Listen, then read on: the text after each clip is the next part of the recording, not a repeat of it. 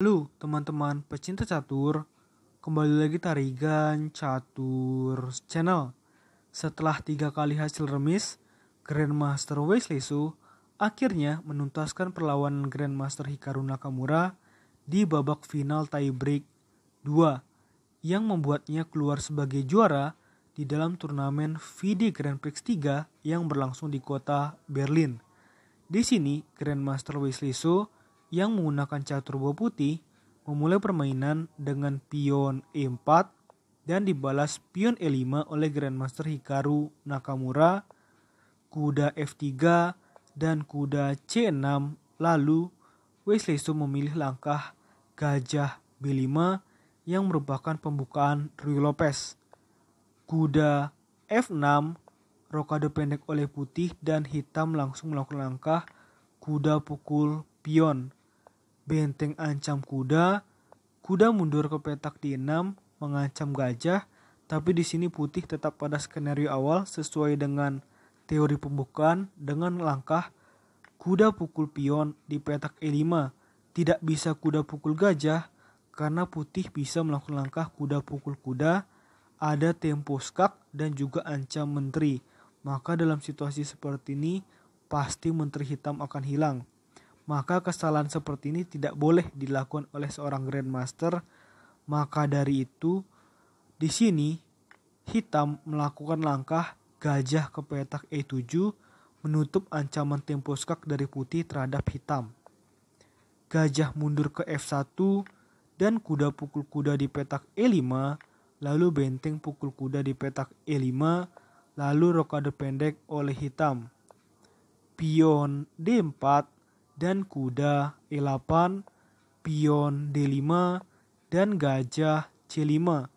Benteng mundur ke E1 dan pion D6, kuda C3 dan gajah F5. Gajah D3 mengajak pertukaran gajah yang diterima oleh hitam. Gajah pukul gajah di petak D3, menteri pukul gajah di petak D3, lalu kuda F6, pion H3, pion H6, gajah D2, dan menteri D7. Menteri F3 dan gajah D4 ancam kuda dan benteng D1. Benteng E8 mengajak pertukaran benteng yang diterima. Benteng pukul benteng di petak E8 dan kuda pukul benteng di petak E8. Lalu di sini putih melakukan langkah menteri ke petak D3. Kita kembali. Di sini mungkin teman-teman ada yang berpikir kenapa putih tidak melakukan langkah gajah pukul pion saja? Karena di sini benteng mengancam gajah hitam yang gratis. Maka kalau dalam situasi seperti ini, hitam tidak mungkin pion pukul gajah. Tapi di sini hitam untuk mendapatkan keunggulan perwira dapat melakukan langkah gajah pukul kuda. Maka jika pion pukul gajah, maka pion pukul gajah. Atau jika di sini gajah mundur ke petak C1, maka gajah hitam mungkin akan kembali lagi ke petak F6. Maka di sini posisinya hitam unggul 1 perwira. Maka langkah itu tidak bisa dilakukan. Maka di sini putih melakukan langkah menteri ke petak D3 mengancam gajah hitam secara langsung. Gajah mundur ke petak B6 dan benteng E1. Kuda F6 dan kuda E4 mengajak pertukaran kuda oleh putih. Di sini hitam cara menjaga kudanya adalah dengan menteri ke petak F5. Pion ancam menteri dan menteri mundur ke petak G6 menempatkan menteri hitam di satu lajur yang sama dengan raja putih. Putih tidak boleh membiarkan situasi ini lama terjadi karena kalau lama maka di sini pertahanan dari putih akan goyah dengan kombi-kombi dari hitam. Maka dari situ putih melakukan langkah menekan dengan gajah ke petak C3 mengancam kuda hitam 2 kali sehingga kuda hitam mundur ke petak D7. Kuda mundur ke petak G3, menteri pukul menteri di petak D3, lalu pion pukul menteri di petak D3, dan pion G6. Raja G2, kuda E5, dan benteng D1. Benteng E8 dan kuda E4 Di sini ada tempo ancaman skak benteng ya oleh putih. Hitam menyadarinya, maka raja pindah ke petak F8 dan kuda ancam benteng. Benteng pindah ke petak E7, pion A4, pion A5, pion H4, dan di sini hitam melakukan langkah blunder fatal dengan pion ke petak C6, menghilangkan penjagaannya terhadap gajah hitam. Maka di sini sudah pasti putih akan menang dengan nanti strateginya adalah skak gajah untuk mendapatkan gajah hitam secara gratis. Nah, untuk mencapai situasi itu, bagaimana cara putih? Tentu saja pertama adalah menghilangkan kuda hitam yang menjaga petak D7 dengan gajah pukul kuda, pion pukul gajah, dan pion ancam benteng hitam. Di sini benteng hitam tidak bisa lagi bertahan di baris ke-7. Maka dari itu benteng hitam harus pindah ke petak E6, maka gajah hitam akan hilang dengan langkah kuda skak gajah di petak D7. Raja pindah ke petak E7 dan kuda pukul gajah di B6. Benteng pukul pion dan kuda ancam benteng. Benteng D4 dan pion F3. Raja F6 dan pion B3, pion B5 ancam kuda, pion pukul pion pukul pion, dan kuda pukul pion.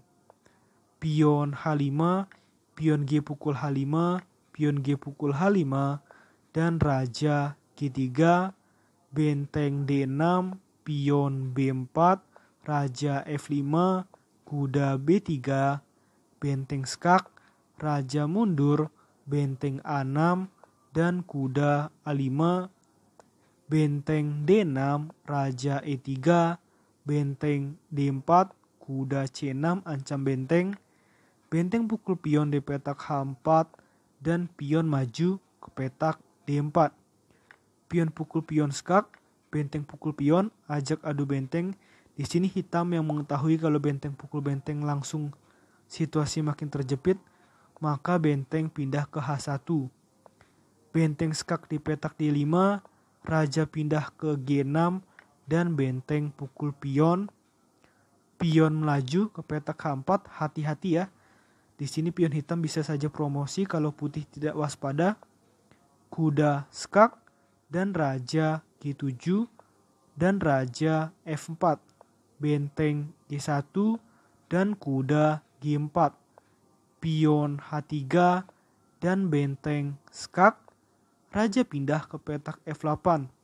Di sini putih atau maksud hitam tidak bisa melakukan langkah raja ke petak H7 karena di sini putih ada kuda skak. Misalkan raja pindah kemanapun, maka benteng pukul benteng. Maka dalam memindahkan raja, di sini hitam juga harus hati-hati ya. Maka dari itu, hitam melakukan langkah raja ke F8, lalu benteng H5, raja G7, dan pion B5, benteng B1 ancam pion, dan benteng skak, raja H7, kuda skak di F6, dan raja H6, kuda skak di G4, dan raja H7, raja G3 semakin mendekat kepada pion hitam, dan benteng B3, benteng F5 ancam pion, dan raja G6, benteng skak di petak F6, dan raja G5. Tepat di posisi seperti ini, hitam memutuskan untuk menyerah karena situasinya sangat sulit bagi hitam di posisi seperti ini. Di sini putih juga bisa menemukan langkah skakmat, andai saja hitam melakukan langkah-langkah sebagai berikut. Misalkan di sini kan putih pasti akan melakukan langkah ini, mungkin pion hitam maju, maka di sini mungkin cukup raja pukul pion. Bila hitam melakukan langkah raja ke petak H4, maka cukup dengan benteng skak, maka raja kembali lagi ke petak G5, dan mungkin di sini raja atau mungkin ya raja ke petak G3. Misalkan di sini raja ke sini, maka benteng skak lagi, otomatis raja ke sini lagi. Di sini putih cukup pion maju. Apabila benteng pukul pion, maka di sini pion skak. Jika raja ke sini, maka benteng skakmat di petak H6. Langkah skakmat ini bisa dilakukan dengan cepat apabila hitam mempraktikkan langkah-langkah yang seperti admin Tarigan Catur tawarkan tadi ya. Oke, menurut admin Tarigan Catur, video kali ini cukup. Nantikan video-video selanjutnya tetap di Tarigan Catur Channel.